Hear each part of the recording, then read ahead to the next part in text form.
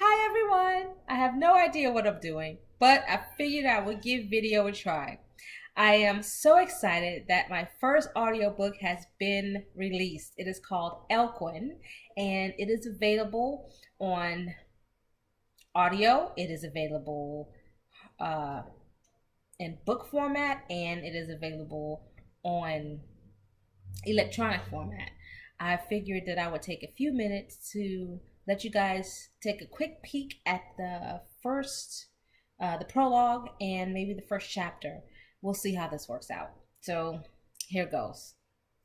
Fear of what and who we are only limits the potential of what and who we can become.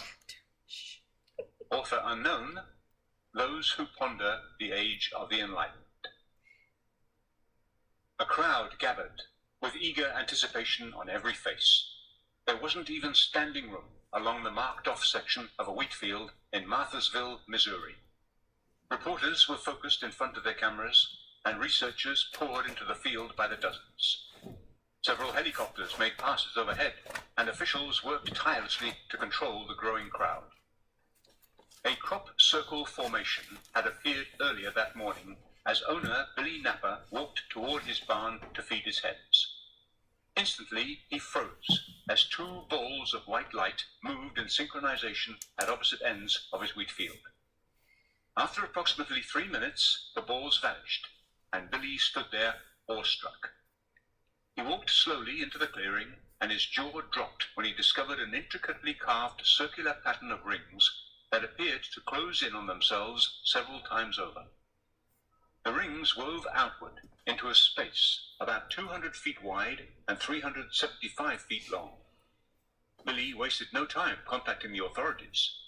Less than 20 minutes after he had dialed 911, several different agencies pulled onto his property. There were onlookers, believers, worshippers, and spectators, all appraising as much of the clearing as they could possibly see. "You'd think we'd won the lottery or something," Billy thought to himself as he thrashed into his front door and plopped down on the couch. He looked through the window and past the crowds where he could see into the clearing. In the middle of the field stood two men. They seemed to be chatting casually about the latest crop circle formation as they pointed and recorded information on their instruments. Since the early 1990s, the world had all but turned a blind eye to this strange phenomenon. "Must be better than examining crop circle photographs from the 70s, Billy said. "I hope they get this circus over with quickly." The shorter of the two men was about 5 feet 8. He had broad shoulders and a muscular build. His rich, russet eyes were complemented by deep brown hair, and his skin was the exact color of the Sahara Desert at dawn. He was explaining that their crop circle examination team was the perfect cover for those who still believed. His eyes scanned the growing crowd approvingly. "This is not your concern at the moment, Vishnu," the taller of the two men said. He was about 6'1" and muscular, almost to the point of a bodybuilder. He had ochre brown eyes and chocolate brown hair. His skin was tanned to the color of antique gold, and his manner was harsh and disapproving. "They call me Taran here," the shorter man interrupted. "I'd much rather you used this title instead." "My apologies, Taran. That's none of your concern. You have a job to do at present. This was not a simple social call. You have to gain the information we need from their government facilities. This planet is more like our home than any of the others we've encountered.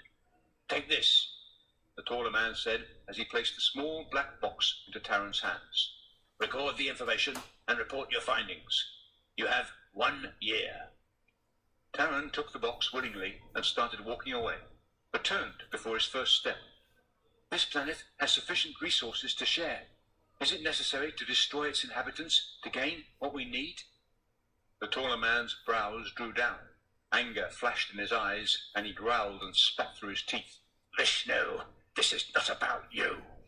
Your continued tolerance for this world is incomprehensible, and not at all conducive to our mission here. If you cannot or will not see the benefits of our occupancy, you will be replaced. Your position on the council is assumed, and will not deter the decisions of the whole." "I understand my objective, Lucknoff." Taran cut him off again, with anger in his voice now. "I am capable of completing my mission. I'm simply stating the obvious. Be that as it may, Taran, your opposition is being noted. With a low growl, Taran answered, You'll have my first report within a month. He then turned and walked away. Maybe they did find something, Billy thought as he watched the man walk away. Now that would be something, he remarked, before turning his attention to the television. So that is the brilliance of audiobook. When I listen to it, it does not even sound real. Like, I'm really excited to have this opportunity to share with the world like some of the crazy thoughts that go round and round in my head. So check it out. You can go to Amazon. You can check it out on iTunes. And if you feel like it, send me an email and I'll give you more information if you like. Toodaloo. Have a good one, guys.